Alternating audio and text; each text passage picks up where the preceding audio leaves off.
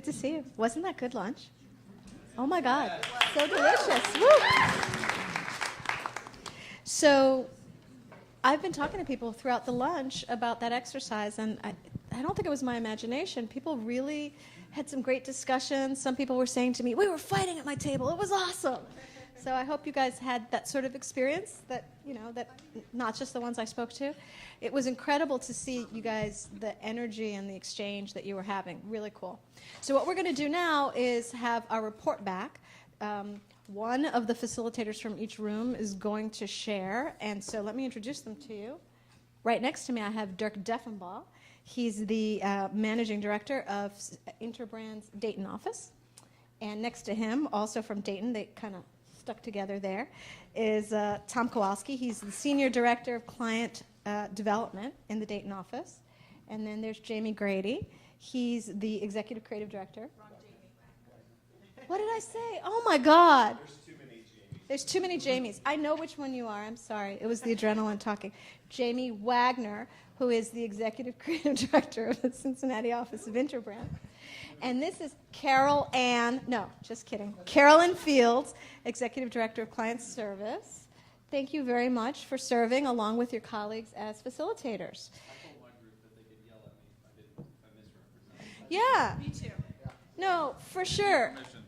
For sure. If you think about how we've structured this, any place that we have structure, we've given you some rules, a template, that's to make things easier, but it can be pushed back on. So we have not a lot of time, and we want to all share what came out of these discussions, so we've got these guys representing you. But there's a mic right there.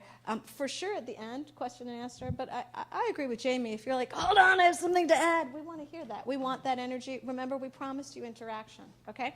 So I'm going to go first to, somebody's clicking that for me, excellent, to Lululemon. Dirk, can you tell us about what your team reported? I don't know if you need the mic. If you do, you should grab that one.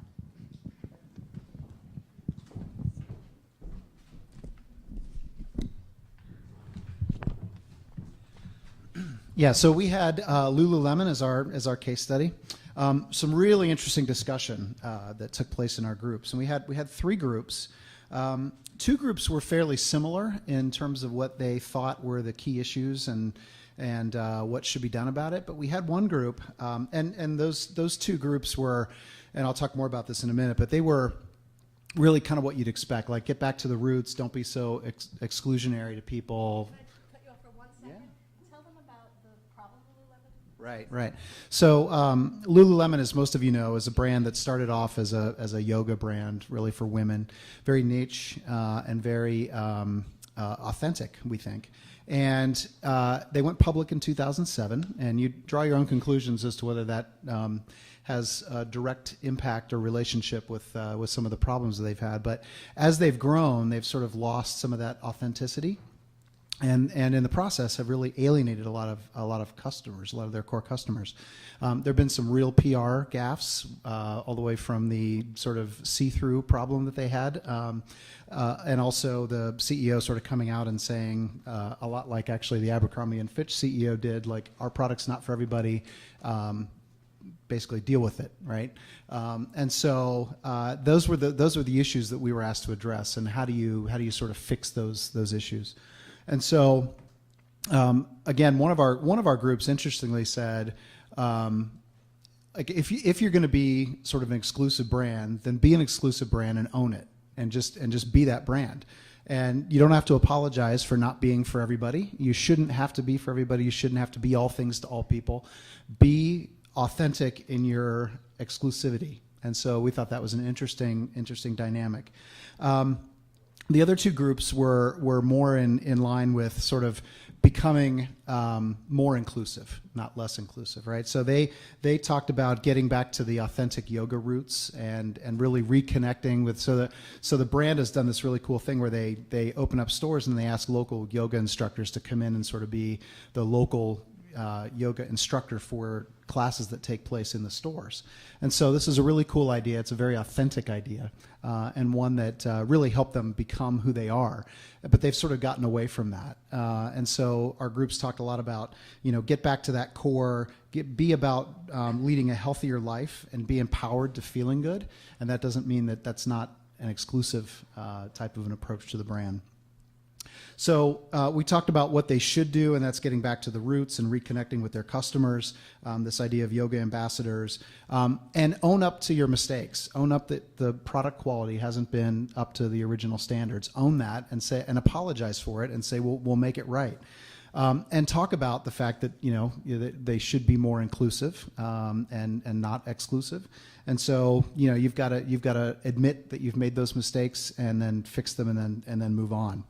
But we also talked about what do they have to do, and they have to address the quality issue that we talked about. The other thing is there was a lot of social media interaction and talking about the fact that that people were having really bad experiences in the store with the store associates, right? And that they were really condescending if you didn't fit the model of literally like the model of what you're supposed to be walking into that store, that you get ignored, or they're even worse, they're rude to you. And the people that did fit the mold and the women that did come in and were sort of loyal customers, they sort of showered them with attention and made them feel really great. Meanwhile, the other customers really felt alienated.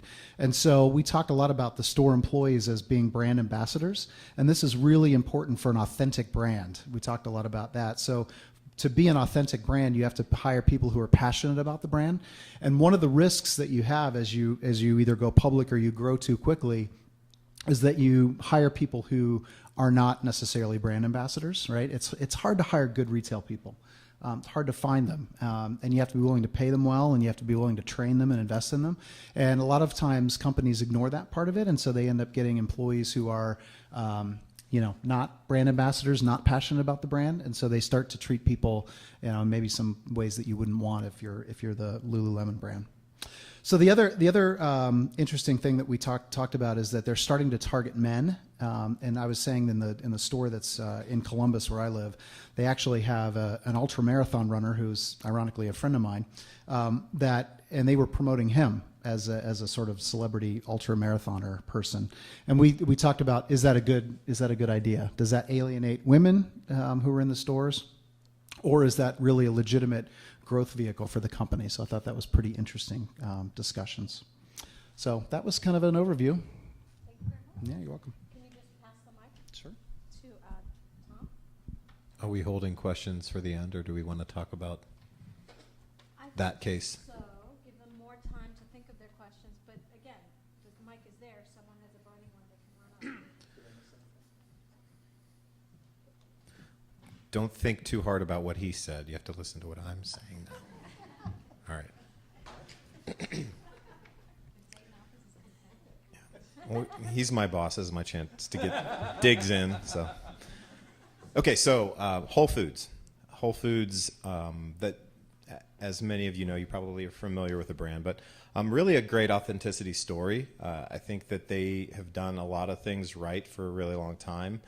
Food with a lot of clarity around what you're getting, non-GMO food, and that therein lies the challenge, the business challenge. Nothing genetically modified in what they carry up until recently.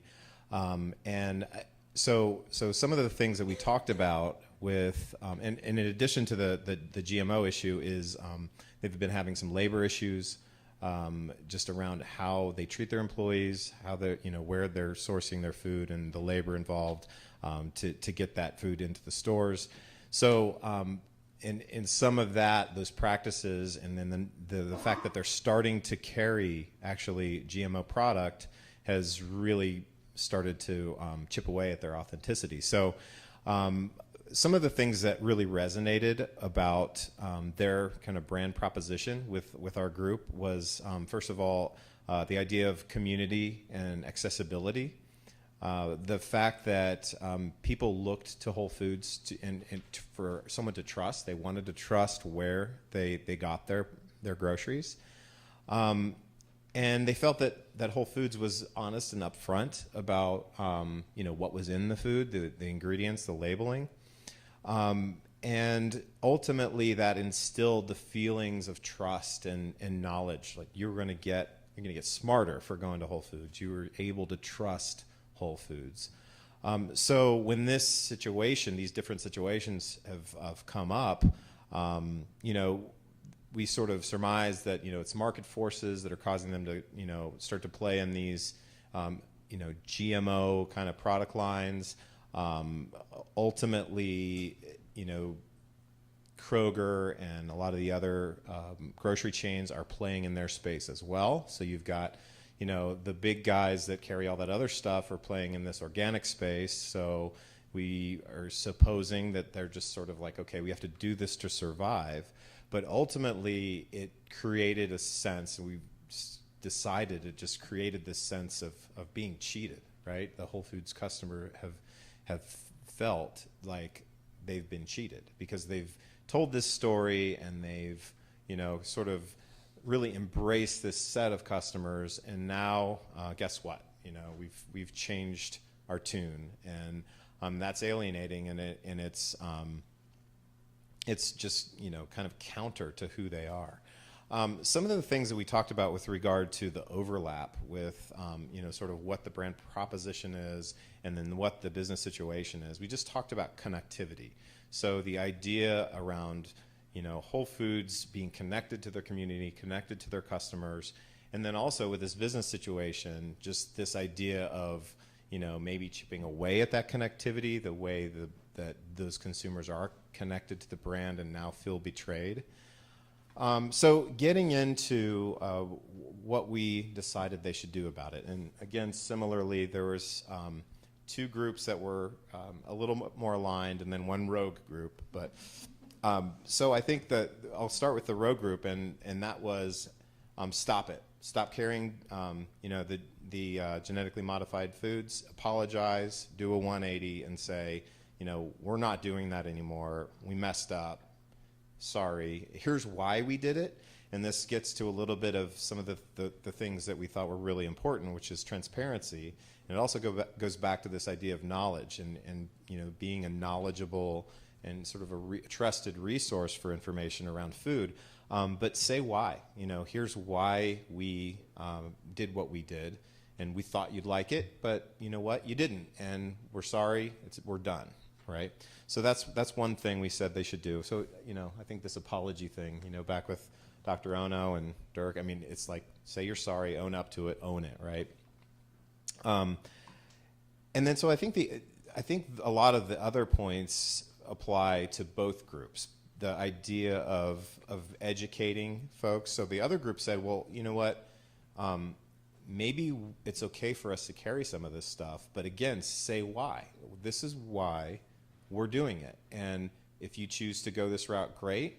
If you don't, here's all this other stuff that we're known for. We're known for, being who we are, and we still have the best products in the world, but, we have to do this for these reasons.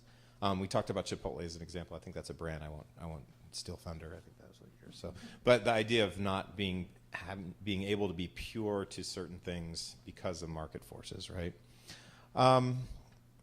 So we talked about clarity, educating why GMO, why non-GMO.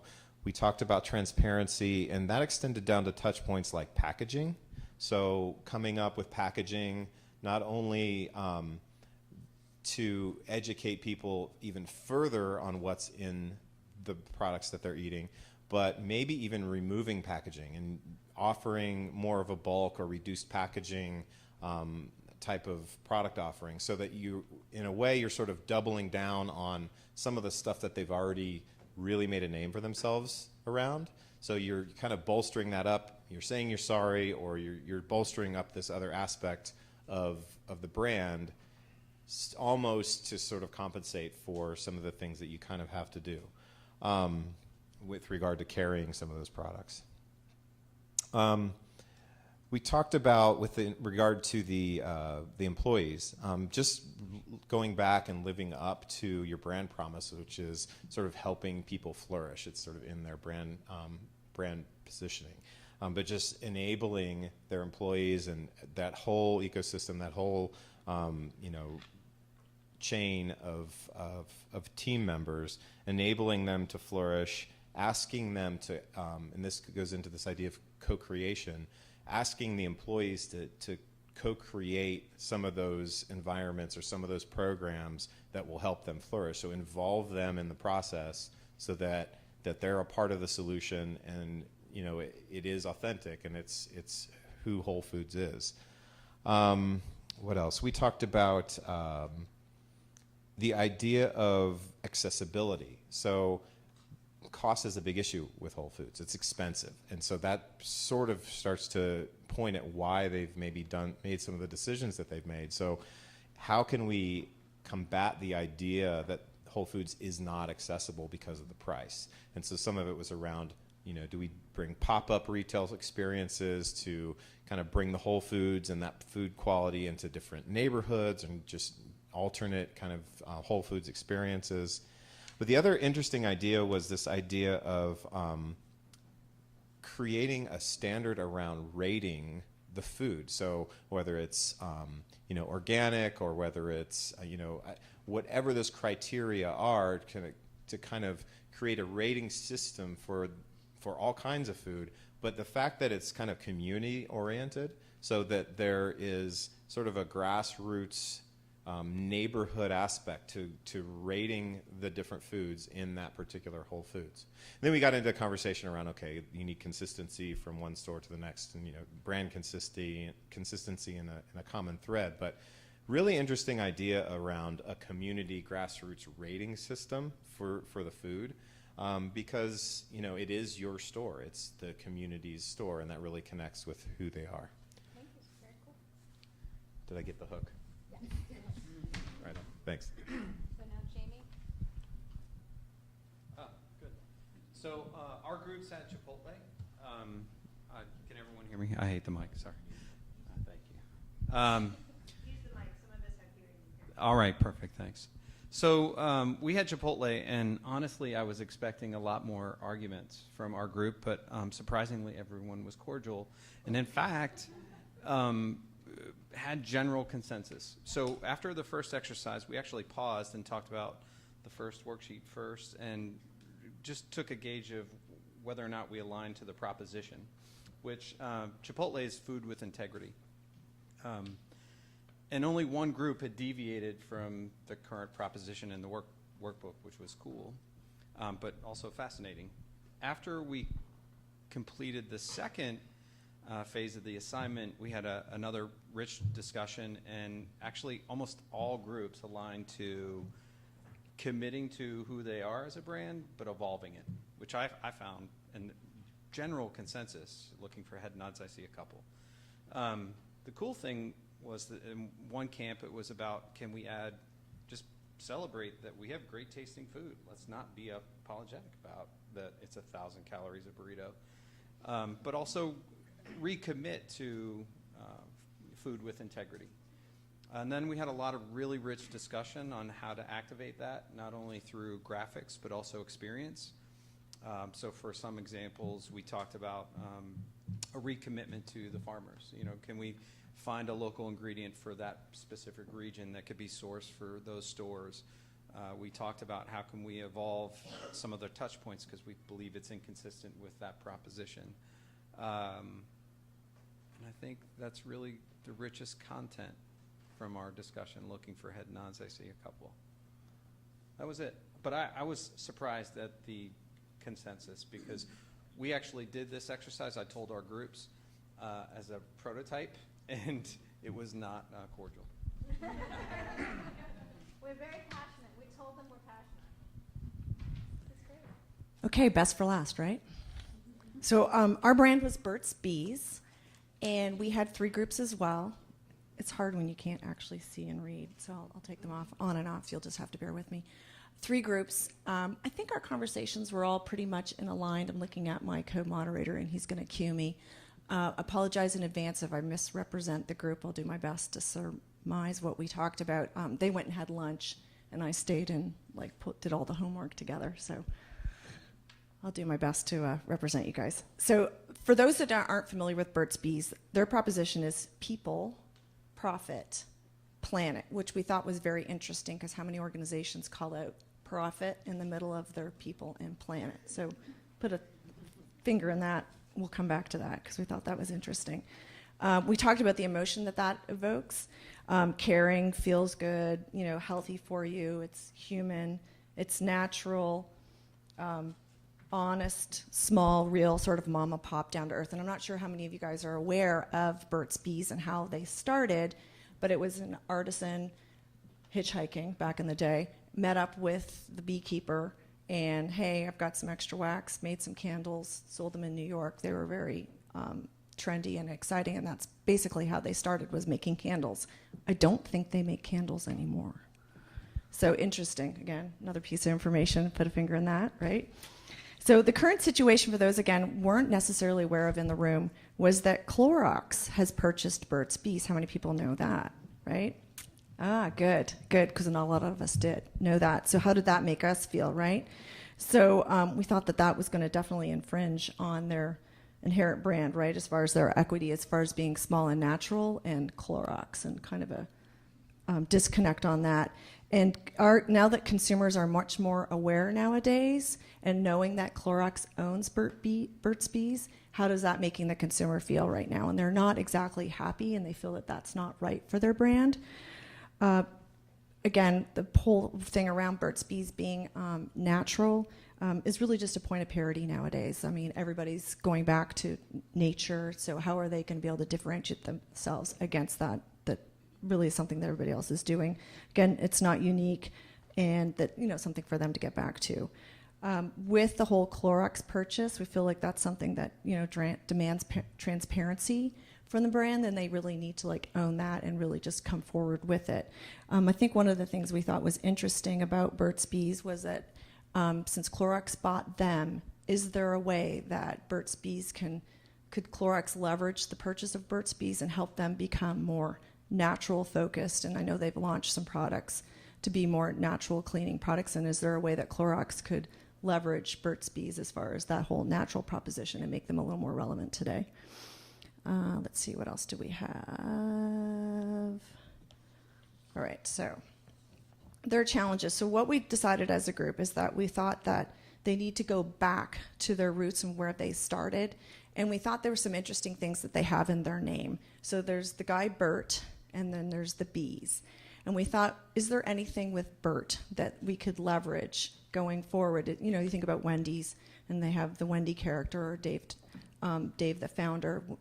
Is there something we can do with that person? We weren't exactly sure Bert was somebody we wanted to hang our hat on anymore, and so probably need to do some research on Bert to see if people are resonating with him or not. But we do feel that there's something with the bee, that you could certainly do something as far as celebrating the bee.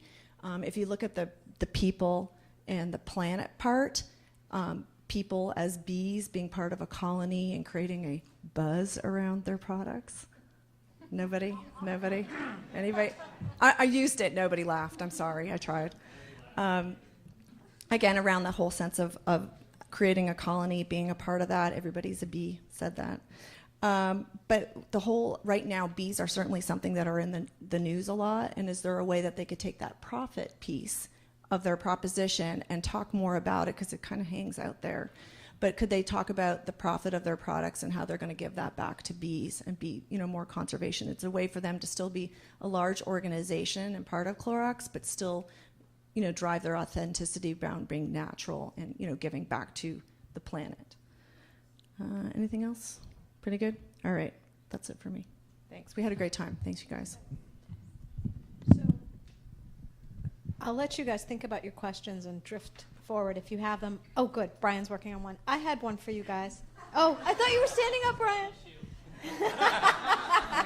Well, I have one. Please bring a question. But I had one. I was thinking about this before, just around all these brands, and something that Tom said put it in my mind as well, which is, as for super smart branders, I'd love your perspective kind of across the brands you worked on this issue that when a brand is authentic to start with, when it has authenticity within its promise, that it's set the bar higher, and then a misstep seems like it gets punished more. I mean, I think about, for example, other retailers, other grocers can compete with Whole Foods and sell any kind of GMO thing, and that's fine. But Whole Foods, having made a promise, they get a black eye over it. And I think I'd be interested to hear your perspective, you guys, on that issue. I've got the mics on hold first. Excellent. So, for me, I was surprised also how many groups were influenced by Dr. Ono's speech. So our groups talked about getting back to who they were, and that was really cool, like save who we are as a brand. But then how can we modify it to embrace how we've evolved? Because we've evolved, and how apologize for the missteps, be open and honest about what you've done, and recommit. And if you recommit and then deliver that excellence, then you can embrace that same authenticity that you had when you started. That to me is a common thread that it was really cool in our breakout group, but then to hear it resonate with multiples is really neat. Yeah, just to add to that, I think that while you might get judged more harshly for the misstep, I also think the apology is much more authentic and heartfelt, right, from a brand that has inherent authenticity. So if somebody, say Kroger, right, who might not have the sort of authenticity roots, the apology for their misstep might kind of fall on deaf ears. But I think if a Whole Foods apologizes, I think it might be a little more believable. So just because of where they came from. So I think that, it's still worth it. To me, I would think it'd be more worth it for them to sort of be clear, be transparent, and make that apology. So I think that it's all four of these brands actually have lots in common, and that is started by a founder who had an individual passion, and they started this business. And so it's really, I think, easy to start a brand as an authentic brand, right? Because it's founded by one person or a couple people who are just passionate about whatever that subject is.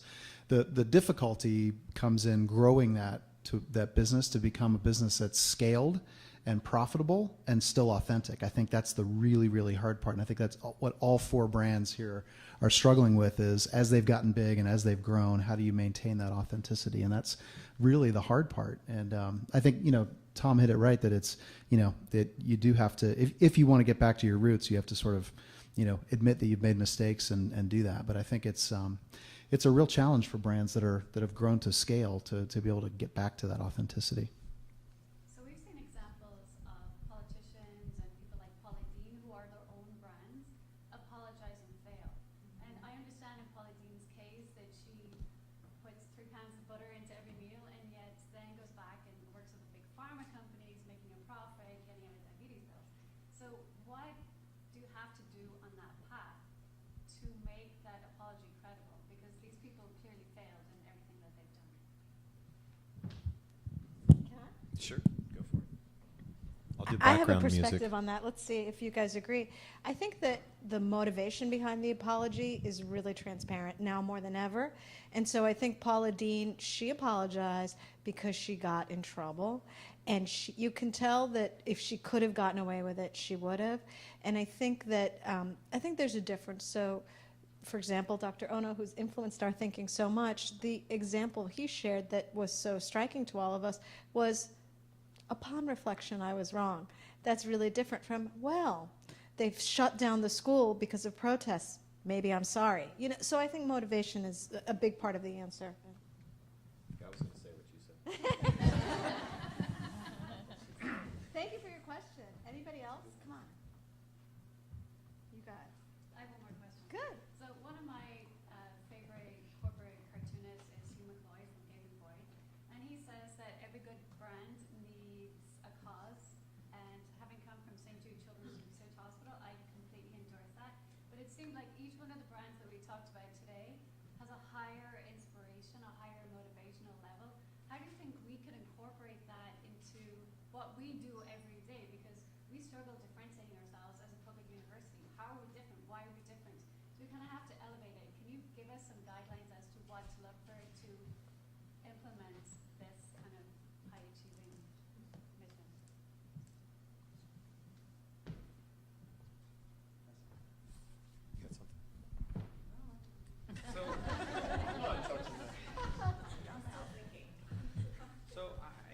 You know, what's interesting about the four brands, when they first started, they created a unique proposition that resonated with people, right?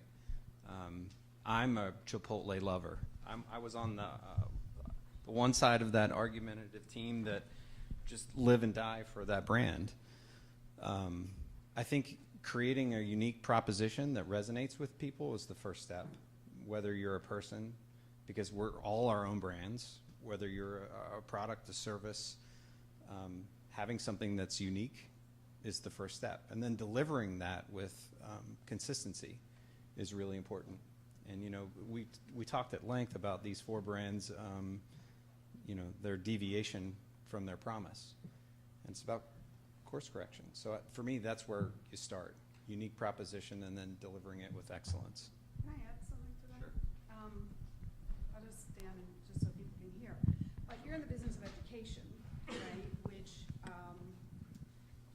is a point of parity with all your competitors, all the other schools. So to Jamie's point about making it unique, I think the degree to which you can make that 4-year experience more personal is going to be that emotional connection that is going to, you know, generate enthusiasm and solicit interest on the part of, you know, potential folks that, you know, live there. So that helps. But thank you. I think the other thing is we talk at Interbrand about sort of 3 things you have to do to be a great brand. It's say it, do it, and be it.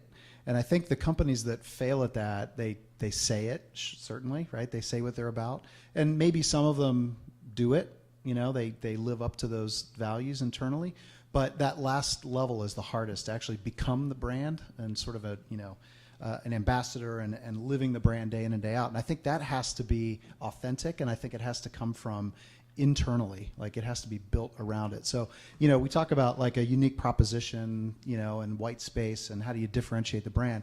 And those are all really important things. But I think, you know, to your point about, you know, how do you infuse that in the business? I think it is something that's hard to do once you've gotten away from it, but it really does have to come from within, and you have to live the brand and be it. And then in addition to just saying it and doing it, it has to become part of who you are as an organization. I think you even talked about like it came from the top down and it was part of the culture. Like you said, I thought your example was really good. You said if someone's late to a meeting because they were helping a patient find where they were supposed to go, that was fine. Like that was encouraged and celebrated. So that's the kind of thing that I'm talking about. Like that's really being the brand and not just talking about it. So Thank you for your comments, because I was definitely going to pile in. I think that authenticity is a huge part of the answer to your question, and is a lot of what we're here to chew on and work on today. And then the other piece of that, and I'm starting today to think that they're more and more entwined, is this idea that I opened up with around passion. I mean, you know, I think about what's going on with the University of Cincinnati right now and the sort of leadership we saw so inspiringly from Dr. Ono. And his passion, igniting other people's passion, is talk about lifting the water level for everyone. And so that in and of itself can be an authentic, not a fake tap dance kind of passion, right? That in and of itself can become a differentiator. And now other differentiators are following in the case of UC. And I think that's an inspiring example. So did I see a hand? I thought I saw. Yes. Actually, Rob. I didn't have one before, but I just wanted to kind of, there was something that struck me about Dr. Ono's presentation, the video they played at the beginning, where they showed somebody got accepted, and the first thing they did was go to social media to talk about, hey, I just got accepted, what do you think about it? Brands used to be what brands told you they were. It was the old school advertising, you know, push it out, there's my message. And then with the onset of social media, I think the first reaction was, ooh, I can listen back like I never did before. But what has happened is not what we tell them or they tell us, it's what they tell each other. And so if you can identify that and harness it, we talk about, you know, pick your unique proposition and say that, well, you know, what is that really? If you can harness what they're telling each other, and that becomes very authentic, because you can't tell them what they think. They're finding out amongst each other. Finding that and bringing it in and communicating that and continuing the conversation, you know, is a great way, I think, to develop that. Excellent. Thank you, Ralph. Any other comments from the panel? I want to thank you guys so much.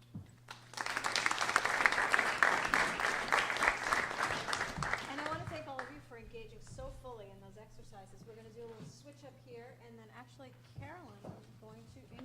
our next speaker.